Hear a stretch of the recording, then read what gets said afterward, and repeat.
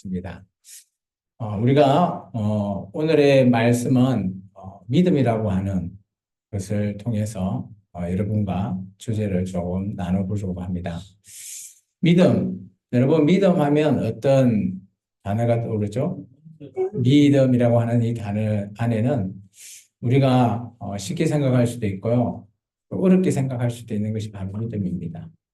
우리가 예수님을 믿는다라고 해서 지금 이 생명나무 교회 공동체를 이루고 또 이 안에서 주님 안에서 또 이렇게 우리가 믿음의 증거로 이렇게 예배를 합니다.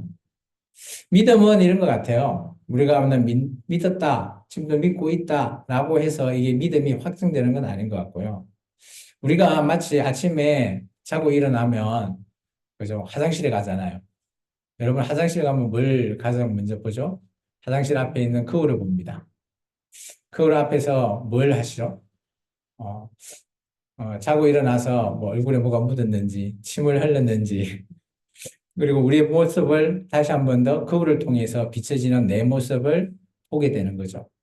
믿음은 이런 것 같아요. 마치 거울과 같은 우리의 믿음은 주님 안에서 거울처럼 우리가 늘 내 얼굴에 뭐가 묻었는지, 내 옷의 복장이 다르지 않는지, 그러면 고쳐내고, 또 뭐 잘못된 머리 모양이 좀 지가 파여가지고 엉성하게 되어 있다든지 이럴 때 우리가 머리를 감거나, 그래서 우리가 거울을 통해서 우리의 모든 모습을 돌이켜보는 그것을 저는 믿음이라고 생각합니다. 우리는 우리 자신을 믿음의 말씀에 비추어 돌이키고, 또 이 믿음이 없다라는 것은 그죠? 어떤 상황에 처했을 때 문제를 해결해야 되기 때문에 그 해결을 할 때 내 힘으로 열심히 했는데 문제가 해결이 되지 않아요.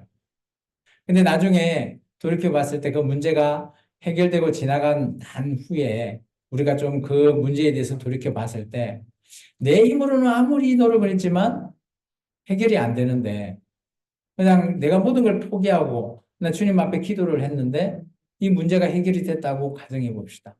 그런데 이런 가정이 뭐 특별할 때만 생길까요? 저는 아니라고 봅니다. 저 또한 이런 뭐 문제들 제 힘으로 노력을 해서 할 수도 있죠. 그런데 내 힘으로 안 되는 것들은 애당초 빨리 내려놔야 된다고 저는 생각합니다. 나의 능력, 나의 힘으로 물론 할 수 있어요. 하나님께서 우리를 그죠? 믿음 안에 세워주시고 우리에게 권능을 주셔서 할 수 있습니다. 그런데 내가 할 수 없는 것에 대해서는 우리는 그 모든 것들을 먼저 내려놔야 됩니다.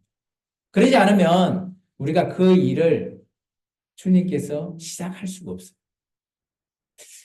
예수님을 믿는 저와 여러분은 물론 내가 일을 하고는 있지만 예수님이 일을 할 수 있게끔, 성령님이 우리를 도와서 일할 수 있게끔 우리가 성령님을 믿어야 된다는 거예요. 마치 부모와 자녀 간의 관계가 믿음의 관계라고 저는 보여집니다. 자녀가 길을 갈 때, 그리고 횡단보도를 야, 잘 건너라 라고 말을 하면서 잔소리 아닌 잔소리를 하죠. 오늘도 우리 시문이가 이렇게 교회에 나왔을 때 어머니가 뭔 잔소리를 하던가요? 야, 침 흘리지 마. 교회에서 큰 소리로 얘기하지 마. 뭐 그런 잔소리를 들었나요? 근데 그 얘기가 잔소리긴 하겠지만 그 안에 뭐가 있죠? 어머니의 사랑이라는 게 있습니다. 또 그 사랑이 어떻게 보면 자식을 통한, 그죠? 자식이 나를 믿어서 그것을 순종해서 따라주기를 바라는 마음이 있는 거죠. 믿음이라는 것은 내가 믿음이 없는데 갑자기 믿음이 생길 수도 있다라고 생각할 수도 있고요. 근데 믿음이 있다라고 생각하는데 또 어떤 상황을 보다 보면 믿음이 없다라고 본인이 그렇게 생각할 수도 있는 거예요. 마치 거울 앞에 우리의 모습, 매일매일 모습이 바로 그런 모습인 것 같아요. 우리가 거울 앞에 섰을 때, 그죠? 어떤 날은 정말 멋있는 내 모습을 볼 수도 있죠. 근데 어떤 날은 컨디션이 안 좋고 이럴 때 우리가 거울을 보면 우리의 얼굴이 인상이 찌푸려지고 우리의 모든 모습이 막 우스꽝스럽게 그런 모습이 나한테 비춰지잖아요. 우리의 믿음도 저는 그렇다고 봅니다. 그러면 우리의 믿음을 그러면 어떻게 해야 될까? 그것이 오늘 제가 여러분에게 함께 믿음을 어떻게 하면 확정해 나갈까라는 것을 한번 알아보고자 하는 겁니다. 우리가 믿음 하면, 그죠? 어떤 생각이 들죠? 믿는 자라고 하면 성도라고 하는 단어를 쓰고 있습니다. 이 성도라고 하는 단어를 그리스어로는 그리스도인이라고 하는 단어로 대체할 수 있어요. 우리 사도행전 11장 26절에 보면 안디옥 교회가 그죠? 초대교회로 생성이 되게 되는데 이 교회는 이방인 교회와 그리고 유대인들이 함께 섞여서 교회를 만든 교회예요. 그리고 이 교회는 아예 목회자가 있었던 게 아니라 성도들이 예루살렘에서 박해 때문에 퍼져나가서 수리아 지역 안디옥까지 가서 그곳에서 모여서 예배하다 보니까 교회가 생긴 거예요. 초대교회는 사도 베드로가 그죠? 예수님의 말씀을 증거하면서 그들에게 성령에 임했기 때문에 그 예루살렘 교회가 생겼는데 안디옥 교회는 정반대 상황이에요. 이런 담임 목회자가 세운 교회가 아니라 성도들이 세운 교회에 초대교회 예루살렘 교회에서 목회자 바나바라고 하는 사람을 그 교회의 담임 목사로 파송한 그런 교회입니다. 근데 놀라운 거는 이 안디옥 교회가 그 주변에 있는 사람들에게 이렇게 소리를 받습니다. 아, 저 사람들 하는 행위를 보니까, 그죠? 그리스도, 예수님을 믿는 자를 그리스도인이라고 하잖아요. 이 그리스도인이라는 것은 예수 그리스도의 모습을 닮아 있는 사람이라고, 생각하시면 돼요. 이게 믿지 않는 사람들이 그 안디옥 교회에 있는 사람을 통해서 아, 저 사람은 그리스도인이야 라고 하는 별명을 지어줬다라는 겁니다. 그렇다면 한번 생각해 볼까요? 그리스도인이라고 하는 것은 그죠? 예수님을 닮아 있는 모습을 가리키는 겁니다. 근데 오늘날 교회에 출석하는 사람을 우리는 교인이라고 하죠. 근데 교인과 그리스도인은 동의어가 아닙니다. 교인은 믿음이 없어도 예수 그리스도를 알지 못하고 예수님의 말씀, 하나님의 말씀을 순종하지 않아도 정기적으로 교회에 출석하면 교회에서는 그냥 교인이라고 불러줍니다. 그리고 우리가 성도라고 부르는 것은 그리스도인을 가리키는 거죠. 우리에게 정말 중요한 것은 교인이 아니라 성도, 그리스도인이 되는 거예요. 그리고 교회에 이렇게 오래 다니다 보면 제가 여러분과 함께 같이 동력하는 의미로 직분을 주죠. 집사님, 권사님, 장로님 이런 직분을 제가 허락합니다. 근데 직분과 그리스도인은 직분을 받았다고 이 사람은 그리스도인이다? 결코 그거는 보증이 되지 않는다라는. 어떤 한 젊은 목사가 미국에 있는 교회에 어, 사역을 하기 위해서 가게 됐죠. 그리고 파송을 받아서 그 교회에 담임 목사로 가게 됐습니다. 그런데 미국에 있는 교회다 보니까 미국인들이 있죠. 미국인이 그 담임 목사를 보고 그 목사님한테 목사님, 당신은 예수님을 믿습니까? 라고 물어봤답니다. 그러니까 이 목사는 처음 가서 그런지 아, 이 미국인이 나를 목사라고 생각을 모르나? 라고 해서 이렇게 대답했답니다. 저는 목사입니다. 그러니까 이 미국인이 다시 얘기하는 거예요. 당신은 예수님 믿으십니까? 안 믿으세요? 근데 이 목사님이 이상하네. 그래서 다시 이렇게 얘기합니다. 저는 이 교회 파송은 담임 목사입니다. 그러니까 이 미국인이 화를 내면서 그죠? 목사님, 제가 목사님인 줄 압니다. 목사님은 예수님을 믿으세요? 다시 물어봤다. 그제서야 이 목사님은 깨달았죠. 아, 그러면서 이렇게 대답합니다. 예, 저는 예수님을 믿습니다. 이렇게 말을 했을 때 그 미국인이 할렐루야를 외치면서 아, 당신이 예수님을 믿는구나. 이 예수님 안에서 하나 있는 그리스도인이구나 라고 말하면서 기뻐했답니다. 왜 그럴까요?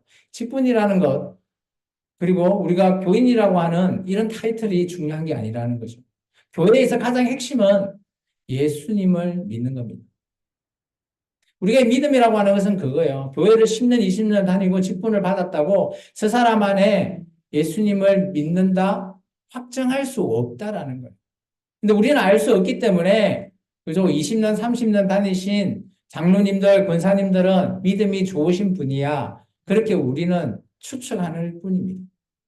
믿음은 바로 이런 거예요. 그렇기 때문에 믿음이라는 것은 시간이 해결해 주는 게 아니에요. 또 믿음이라는 것은 직분을 받았다고 내가 믿음이 다시 생기는 게 아니라는 겁니다. 믿음은 우리가 예수님을 처음 만났을 때 내가 주님으로 고백하고 믿기 시작했던 그 믿음을 계속해서 끌고 가야 된다는 거예요. 내가 이 땅에 살아갈 때 내가 처음 예수님을 만나고 전도받아서 예수님 안에 내가 예수님의 제자로 살아가겠노라, 성도로 살아가겠노라 결단하고 세례를 받은 그때의 모습을 우리는 한결같이 유지해 나가는 게 바로 그리스도인입니다. 믿음이 바로 그런 겁니다. 매일매일 거울 앞에 선 나의 모습을 바라보며 나 믿음이 있나? 그렇기 때문에 믿음은 그죠? 우리의 마음을 출렁출렁 해버립니다.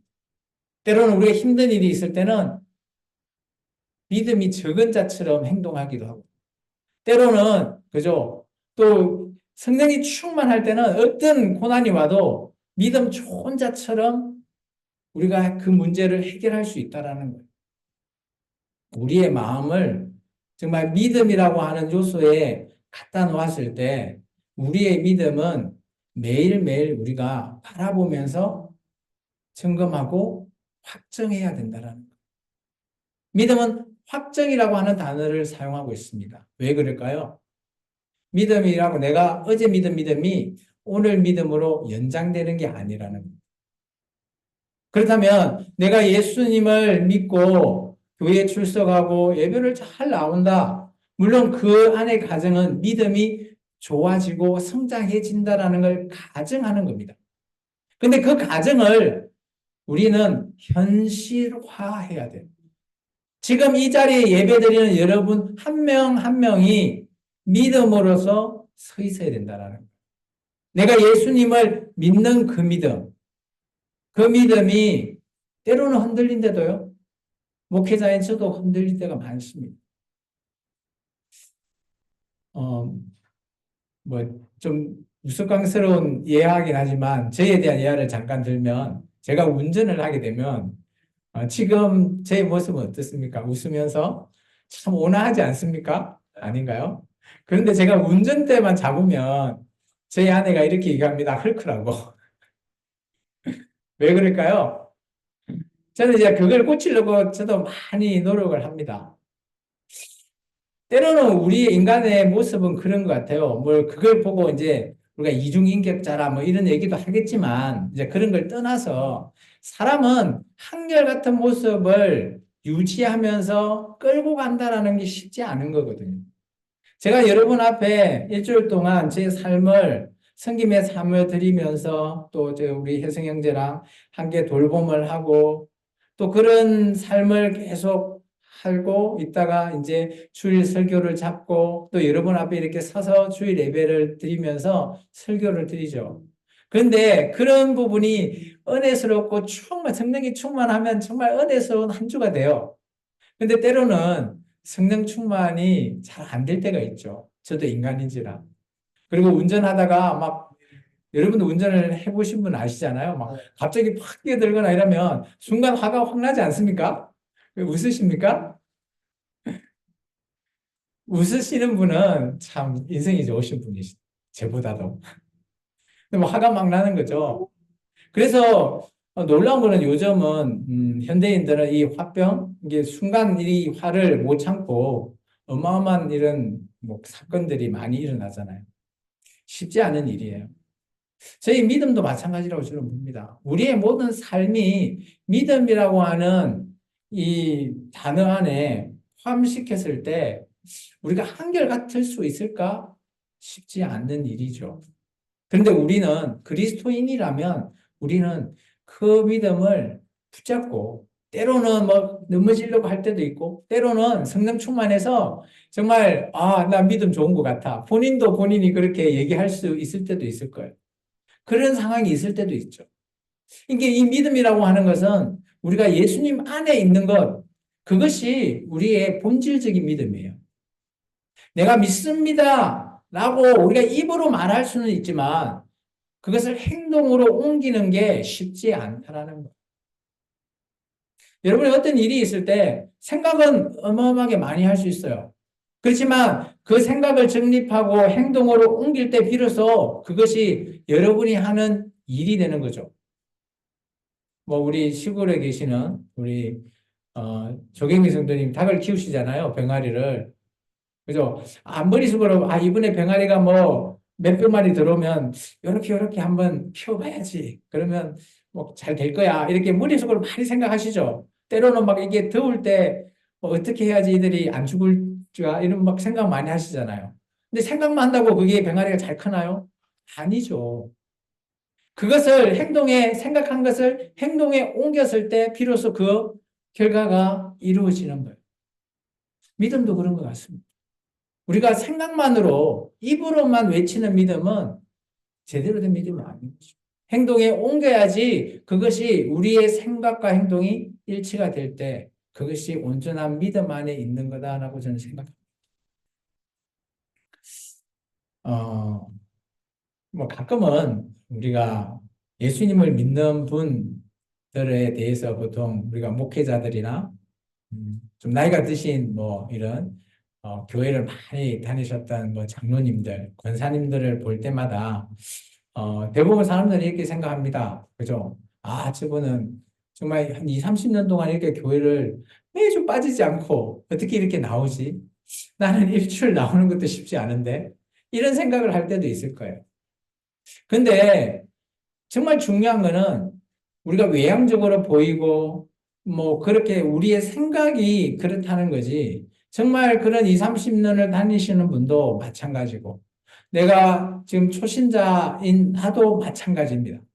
우리가 예수님을 처음 만났을 때 그 믿음을 우리가 한 발 한 발 내딛듯이 확장한다면 여러분도 그런 시간이라고 하는 그 기간은 그냥 지나가는 거죠. 그래서 우리가 언제나 성령이 충만해야 된다는, 그래, 성령 충만함을 받읍시다 라고 하는 이유가 뭘까요? 우리가 하나님의 말씀을 제가 오늘 선포하죠. 믿음이라는 말씀을 선포하면서 여러분이 한 주간 믿음을 좀 확장하면서 사십시오 라고 이렇게 권고를 할 겁니다. 조금 있으면 어떻게 하면 확장할 수 있는지에 대해서 제가 얘기할 거예요. 그러면 여러분은 그 말씀을 듣고, 아, 이렇게 살아야지 라고 정말 예수님 안에서 힘써서 애를 써야지만이 이 믿음이 확정된다는 겁니다.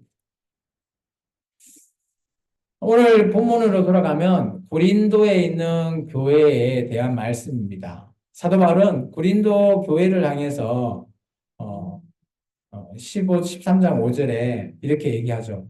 너희 자신을 시험하고 너희 자신을 확정하라. 근데 중요한 것은 믿음 안에 있는가라는 단어가 가장 중요한 거죠. 과연 내가 믿음 안에 지금 서 있는지 아닌지 시험을 해래요. 시험이라는 건 그거죠. 우리가 학교의 학생들이 그죠? 잘 배웠는지 선생님이 문제를 내듯이 우리도 마찬가지입니다. 시험을 보는 겁니다. 그리고 뭐 시험을 뭐 100점 맞아서 통과된다, 60점 맞아서 통과되면 우리가 학교 다닐 때 그 다음 학년으로 올라가잖아요. 마찬가지인 거예요. 우리의 믿음도 이게 뭐 초신자든 아이가 뭐 경력이 오래되신 분이든 우리는 매일매일 우리가 시험을 보면서 우리의 이 믿음의 단계를 성장해 나가야 된다라는 겁니다. 그런데 고린도 교회는 말이 많고 탈이 많은 교회였어요. 사도 바울이 그죠? 이 선교 여행을 하면서 고린도 교회에서 1년 6개월 동안 그 교회에서 열심히 말씀을 가르치고 났는데 그리고 이제 그 교회를 떠나서 지금 에베소에 있는데 고린도에 문제가 많다라고 얘기합니다. 뭐 무려 한 10가지 정도의 문제가 생겨버렸어요. 그러다 보니까 바울이 고린도를 향해서 편지로서 뭐 요즘 같으면 그냥 비행기 타고 가든지 배 타고 가서 뭐 자기가 이렇게 설교하고 교정해주면 되는데 이 당시는 그러지 못하다 보니까 편지가 유일한 도구였어요. 이게 편지를 써서 너희가 정말 올바르게 좀 바꿔라 하는 거죠. 뭐 놀라운 것은 교회 안에서 파가 나눠져 버려요. 누구는 뭐 바울 선생님이 그곳을 개척해서 바울파, 나는 바울파야. 누구는 사도 베드로가 그 당시에 막 뛰어난 대단한 막 이렇게 그죠? 능력을 보이니까 나는 베드로파야. 뭐 아니야, 나는 예수님을 믿는 게 예수파야. 뭐 이렇게 파를 나눠서 공동체 안에가 막 정신이 없는 거예요. 바울이 뭐라고 했겠어요? 그거 아니라는 거예요. 우리가 예수 안에 있는 우리는 한 형제고 한 공동체라는 거예요. 그렇게 흔들려 있는 서로 간에 시기하고 질투하고 흔들리고 충돌하고 있는 상황을 사도 바울은 그죠? 이 믿음이라는 측면에서 그렇게 하지 말라라고 얘기하는 거예요. 우리가 한 공동체요, 한 교회에 있으면 물론 다툴 수도 있어요. 의견이 맞지 않으면 그죠? 충돌을 할 수 있습니다. 그렇지만 중요한 것은 우리가 예수님을 믿는 믿음 안에서 이런 모든 것들을 잘 해결해야 되는 것을 말하고 있습니다. 놀라운 거는 또 그 교회가 빈부격차가 또 많이 나는 것 같아요. 그러다 보니까 막 우리가 성찬식 하잖아요. 초대교회 성찬식은 우리가 지금 하는 성찬식하고 좀 달라요. 우리가 하는 성찬식은 좀 뭐라고 해야 될까? 좀 축소된 측면인데 초대교회의 성찬은 이런 겁니다. 그냥 그들은 예배에 모이면 그냥 매일 이게 매주 성찬을 하는 거예요. 이게 이 성찬이 우리 식사와 같이 예찬이라 해서 그거와 이어져 있습니다. 그러다 보니까 부자들은 그죠? 자기 먹을 거 자기가 갖고 오는 거거든요. 부자들은 먹을 게 많으니까 포도주 빵을 막 가지고 와서 뭐 예배 전에 막 먹고 취해 있는 겁니다. 근데 가난한 자는 어떨까요? 뭐 빵 살 돈도 없다 보니까 배가 쫄쫄 굶어 있는 거예요.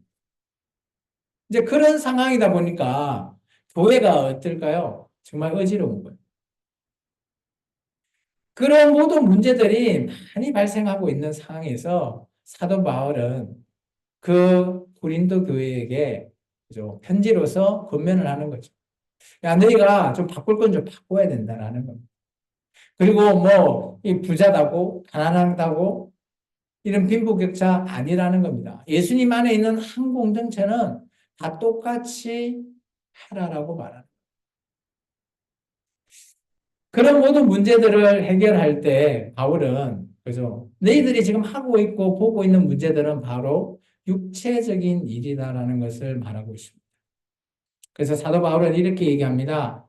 너희들이 예수님을 통해서 너희가 이렇게 구원을 받지 않았느냐? 그렇다면 너희가 예수님 안에서 너희가 생각하는 모든 것들 다 주님과 함께 그죠? 이루어지기를 원한다라는 걸 말하고 있습니다. 그 말이 뭘까요? 그 이루어지는 것이 바로 믿음이라는 거예요. 고린도서 13장 5절에 너희가 너무 많죠. 그러면 이들이 제대로 하고 있지 않다라는 거예요.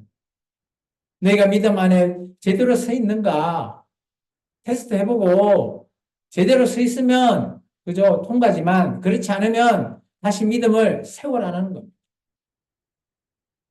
내가 스스로 알지 못하는 건 나중에 너희가 버림받을 수 있다라는 거예요. 그냥 냅두고 정치한다라는 것, 나 믿음이 떨어졌는데 그냥 내버려도 귀찮아. 그러면 예수님도 어떻습니까? 너희는 버림받은 자가 된다라는 거예요. 여러분이 교회에 나와서 정말 구원에 이르게 되고 또 저 천국에 가서 영생한 삶을 원하는 저와 여러분의 소원인데 우리가 버림받은 자가 되어야 되겠습니까? 교회에 나와서? 그러면 애당초 그냥 교회에 나오지 않는 것이 더 나을 수도 있는 겁니다. 세상에 살아가면서 그냥 뭐 이 땅에서 죽고 나면 지옥 가지. 그런 사람도 있어요. 근데 그 사람은 정말 중요한 핵심 녹서를 몰라요. 예수님으로 말미암아 앞으로 우리의 영혼의 구원함을 모르기 때문에 그런 얘기를 하는 거예요. 정말 어리석은 일이죠. 우리는 영혼에 대한 정말 구원함을 알고 있기 때문에 교회에 나와서 그래도 힘들고 어렵지만 한 주간 삶을 살면서 일터에서 고생했지만 그래도 나와서 예배하려고 힘쓰고 애쓰는 그런 여러분은 주님께서 칭찬하실 겁니다. 당연한 일이죠. 그런데 교회에 나와서 그런 여러분이 하나님이 칭찬하고 예수님이 칭찬하시는데 여러분이 교회에서 흔들리고 싸우고 치고받고 믿음이 흔들려 버리고 그러면 주님이 보시기에 얼마나 안타깝겠습니까? 오늘 예수님은 제자들한테 이렇게 얘기합니다. 음, 마태복음 7장 3절에서 5절의 말씀을 보면 이런 말씀이죠. 같이 한번 읽어볼까요? 어찌하여 형제의 눈 속에 있는 티는 보고 내 눈 속에 있는 들보는 깨닫지 못하느냐? 보라 내 눈 속에 들보가 있는데 어찌하여 형제에게 말하기를 나로 내 눈 속에 있는 티를 빼게 하라 하겠느냐? 외식하는 자여 먼저 내 눈 속에 들보를 빼어라. 그 후에야 밝히 보고 형제의 눈 속에서 티를 빼리라. 이 말이 어떤 말인지 읽었을 때 바로 이해되시죠? 다른 사람 비난할 생각하지 말고 자기 자신을 먼저 돌이켜 봐라라는 내용이잖아요. 읽어봐서 쉽잖아요. 근데 중요한 것은 그겁니다. 물론 우리가 교회에 나오면 뭐 어떤 분은 자기 눈에 차지 않아요. 좀 이렇게 바꿔줬으면 좋겠는데. 그러면서 막 잔소리 아닌 잔소리를 하는 분도 있을 거고. 또 때로는 막 교회 이제 전체나 이런 것들이 맞지 않아가지고 거기 바꿨으면 좋겠다. 그렇게 생각할 수 있습니다. 물론 뭐 우리가 공동체니까 또 각자의 또 성향이 있으니까 충분히 자기 마음에 들지 않을 수도 있어요. 근데 정말 중요한 것은 그거예요. 그런 외적인 부분을 보는 것이 먼저가 아니라는 거예요. 그런 우리 형제를 비난하는 것, 그 전에 먼저 자기 자신을 먼저 바라는 겁니다. 왜 자기 자신을 먼저 봐야 될까요? 과연 나의 행동이 올바른지를 먼저 바라는 거죠. 그러면 나의 행동이 올바르면 올바르지 않는 자에게 뭐라 하면 될까요? 안 돼요. 저는 반반이라고 봅니다. 근데 그분을 사랑한다면 정말 안 맞으면 그렇게 긍고할 수도 있다라고 봅니다.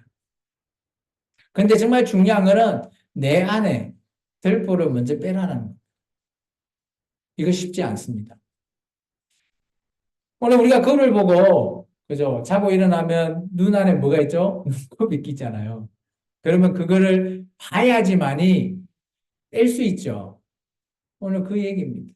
먼저 내 눈 속에 있는 이 들보를 빼기 위해서는 자기 자신의 비친 모습을 먼저 봐야 된다라는 거예요. 오늘 예수님을 통해서 우리가 믿음을 얻었고 또 구원함을 받았는데 나의 삶이 예수님이 원하는 그 삶대로 살지 않는다면 그리고 보면 내 마음대로 맞지 않다고 형제를 비난한다라는 것 그건 옳지 못하다라고 말할 수 로마의 그 시저라고 하는 사람이 이런 얘기를 했답니다. 사람은 자기가 보고 싶은 것만 본다. 많이 듣는 얘기죠? 여러분은 어떻습니까? 네. 여러분이 보고 싶은 것만 보고, 그죠? 네. 다른 걸 보지 않죠? 저도 마찬가지예요. 저도 살아가다 보면 제가 원하는 것만 관심이 있어요. 뭐 여러분들 이제 스마트폰이 다 있으니까 뭐 유튜브 같은 거 영상 보시잖아요. 그죠? 놀라운 거는 유튜브 안에 알고리즘이라는 게 있어요. 아시나요? 그래서 내가 보고 싶은 거 몇 개 보잖아요? 그러면 이 알고리즘이 얼마나 똑똑한지 그게 관련된 주제에 된 것을 쭉 끄집어 와서 유튜브에 그것만 띄웁니다. 그것만 계속 봐라. 그러면 어떨까요?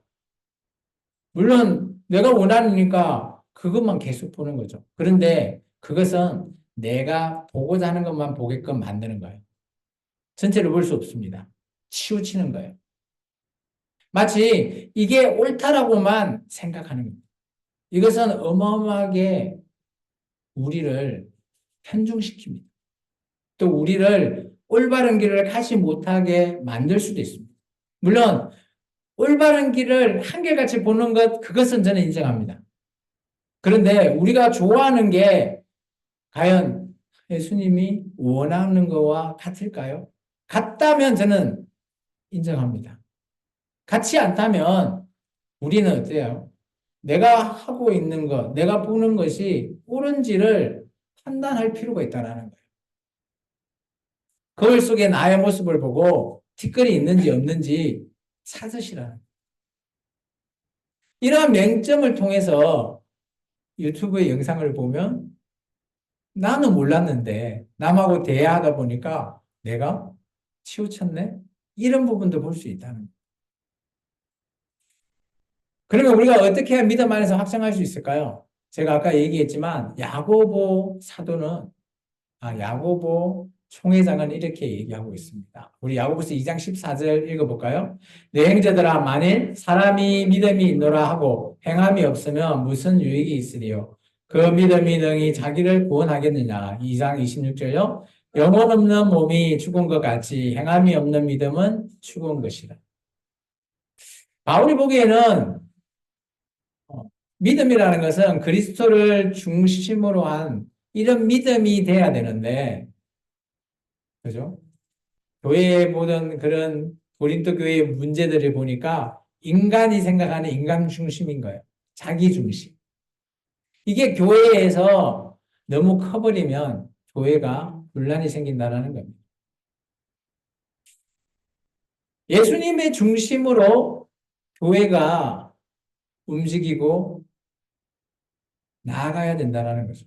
그리스도의 가르침을 온전히 순종하는 믿음이 되어야 되는데 그렇지 않고 자기의 의를 통해서 자기가 원하는 것으로만 채워 나가려고 신앙을 하는 믿는 자가 많다라는 거예요. 여기 계시는 분은 그러지 않겠지만 한국 교회에 큰 대형 교회를 가보십시오. 그죠? 가보시면 그런 분들 많이 앉아 있습니다. 그러다 보니까 교회에서 잘못된 말씀을 가르치면 또 자기가 보고자 하는 것만 보다 보니까 편중되어 있어요. 예를 들면 이런 거요.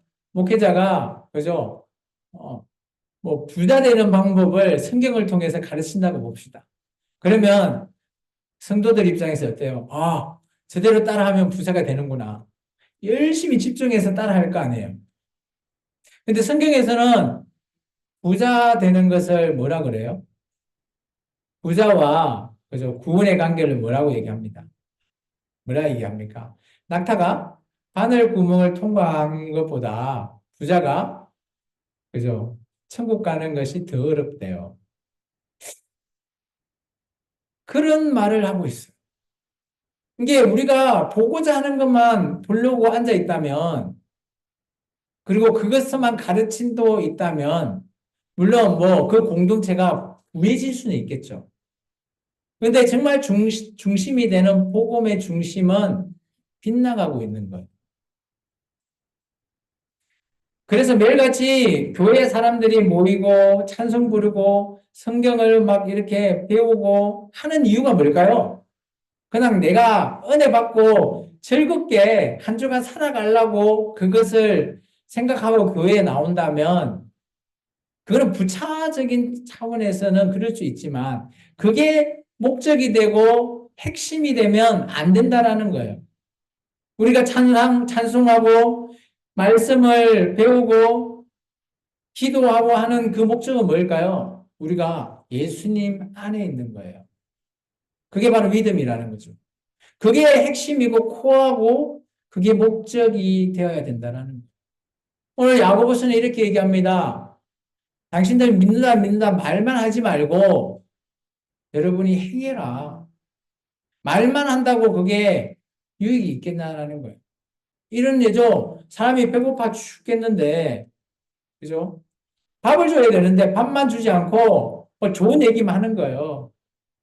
그 사람 배고픈 사람의 유익이 되겠습니까? 안 된다라는 거예요. 그 사람이 배가 고프면 밥을 줘야지. 행해야지. 그게 그 사람에게 복음이 들어간다라는 거예요. 우리가 죽으면 우리 안에 육체와 영혼이 분리되는 건 다 아시죠? 영혼이 없는 이 몸을 사람이라고 하나요? 우리는 뭔 단어를 쓰죠? 시체라고 하는 단어를 씁니다. 왜 그 단어를 쓸까요? 그 몸 안에는 영혼이 없는 거예요. 마찬가지죠. 우리가 이 믿음이라고 하는 것 안에, 그죠? 행함이 없으면 시체나 똑같다라는 거예요. 모양은 똑같은 사람의 모양을 가지고 있는 이 믿음인데, 우리가 행동하지 않으면 우리는 사람으로 살아가는 게 아니라 시체로 살아간다라는 것을 야고보가 말하는 거예요. 그러면 어떻게 믿음을 확증할 수 있을까요? 제가 계속 길게 빌드업을 했는데 간단하게 저는 한 두 가지 정도 여러분에게 소개하고자 합니다. 첫 번째는 성김입니다. 성김 하면 뭐 다 아는데요, 목사님라고 말할 수 있죠. 하나님을, 그리고 하나님의 교회에 있는, 속해 있는 모든 사람들은 저뿐만 아니라 여러분도 예수님을 우리의 주님으로 고백하고 있는 자녀, 종인 우리는, 그죠? 가장 중요한 것은 섬기는 자세입니다. 우리가 섬김이 없으면 믿음이 생기지가 않아요. 내가 섬김을 행하지 않으면 나의 믿음은 그냥 멈춰버리는 겁니다. 예수님도 제자들과 함께 있을 때 섬겼어요. 제자들의 발을 씻기시고요.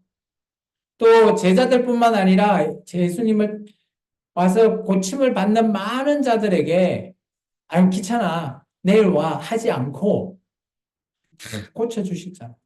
그게 섬김이에요. 그러면 예수님을 믿는 우리는 어떻게 해야 될까요?